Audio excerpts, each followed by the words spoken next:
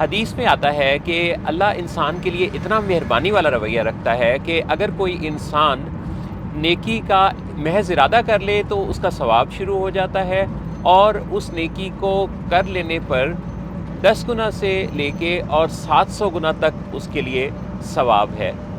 اس کے برعکس اگر کوئی شخص برائی کا ارادہ کرے تو ارادہ کرنے پر اس کی کوئی پکڑ نہیں، اور عمل کرنے پر اس کے لیے اس کی کوئی پکڑ ہے۔ لیکن اس دوران اگر وہ برائی کا ارادہ کرے اور پھر اسے اللہ کا حکم یاد آ جائے اور وہ اس برائی سے رک جائے، تو نہ صرف اس کی برائی کاؤنٹ نہیں ہوگی بلکہ ایک نیکی کے طور پہ یہ چیز، یہ عمل اس کے اعمال میں درج ہو جائے گا، کیونکہ اس نے اللہ کی رضا کے لیے اس برائی کو چھوڑا۔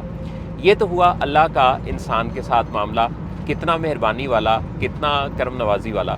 لیکن کیا ہم انسان ایک دوسرے کے ساتھ ایسا کوئی مہربانی والا رویہ رکھتے ہیں؟